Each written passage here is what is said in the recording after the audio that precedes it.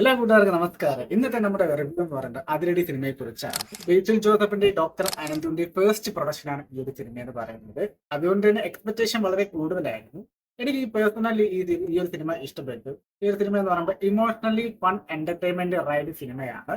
ഒരു ക്യാമ്പസിൽ നടക്കുന്ന ഒരു ഇൻസിഡന്റ് അതുമായി ബന്ധപ്പെട്ടാണ് സിനിമ ചർച്ച ചെയ്യുന്നത്. എനിക്ക് തോന്നുന്നു കഴിഞ്ഞ 3-4 വർഷങ്ങൾക്ക് മുമ്പ് കേരളത്തിൽ ഈ ഒരു ഇൻസിഡന്റ് ഉണ്ടായിട്ടുണ്ട്.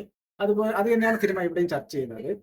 ബേസിൽ ജോസഫ് ഇന്റർവ്യൂലൊക്കെ പറയുന്നത് പോലെ 80% ആണ് ക്യാമ്പസിൽ നടക്കുന്ന കാര്യങ്ങളാണ്, 20% നടക്കുന്ന കാര്യം നമുക്ക് അതിൽ പറയാം. ഇതിൽ സാംകുട്ടി അല്ലെങ്കിൽ സാംബോയ് ആയിട്ടാണ് നമ്മുടെ ബേസിൽ ജോസഫ് എത്തുന്നത്. അതിനിടെ ഈ സിനിമയുടെ ഫസ്റ്റ് പോസ്റ്റർ എത്തുന്ന സമയത്ത് നമ്മൾ ആ ഒരു ട്രാൻസ്ഫോർമേഷൻ കണ്ടതാണ്. നമ്മൾ ഇങ്ങനെ ഒരു ട്രാൻസ്ഫോർമേഷൻ ഒട്ടും പ്രതീക്ഷിച്ചില്ല. അപ്പൊ ബേസിൽ ജോസഫിന്റെ ആ ഒരു ബോഡി ട്രാൻസ്ഫോർമേഷൻ ഒരു കോളേജ് പയ്യൻ തന്നെയാണ് പറയുന്നത്. സിനിമ നല്ലൊരു ഫൺ റൈഡ് തന്നെയാണ് പോകുന്നത്.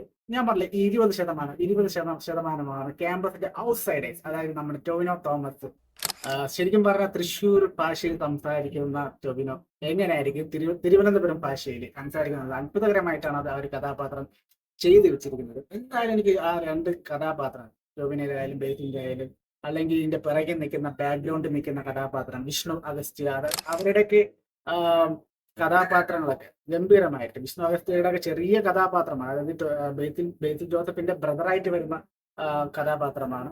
ഒരു ചെറിയ ഇതാണെങ്കിലും അതിന്റെ സ്റ്റോറി ഇമ്പാക്ട് വലുത് തന്നെയാണ്. പിന്നെ ഇതിലെ നടിയായിട്ട് സർവമായയ്ക്ക് ശേഷം നടിയായിട്ട് വന്നിട്ടുള്ള റിയാഷു, അവർക്കും നല്ലൊരു സ്ക്രീൻ പ്രസൻസ് ഉണ്ടായിരുന്നു. സിനിമയുടെ ഒരു ലൈൻ, അല്ലെങ്കിൽ സിനിമയുടെ ഒരു ലൈൻ എന്ന് പറയുന്നത്, നമ്മൾ സാധാരണ സിനിമ എന്ന് പറയുമ്പോൾ അപ്പ് ആൻഡ് ഡൗൺ ആണ്, ഇത് ഇങ്ങനെ കയറ്റമാണ്. ഇന്റർവെൽ സീനിന് ശേഷം 3 ഒരു ക്യാമിയ റോള് വരുന്നുണ്ട്. അത് നിങ്ങൾ സിനിമ കാണാൻ മനസ്സിലാവും. അല്ലെങ്കിൽ തന്നെ സോഷ്യൽ മീഡിയയിലൊക്കെ അത് ഇട്ടിട്ടുണ്ട്. എക്സ്പെക്ട് ചെയ്യാത്ത ഒരു രംഗമുണ്ട്, ഇങ്ങനെ കാറിൽ വരുന്ന ഒരു രംഗം. അതൊട്ടും എക്സ്പെക്ട് ചെയ്തില്ല. അത് കിടിലായിട്ട് ചെയ്ത് വെച്ചിട്ടുണ്ട് അതിന്റെ ഇൻട്രോ.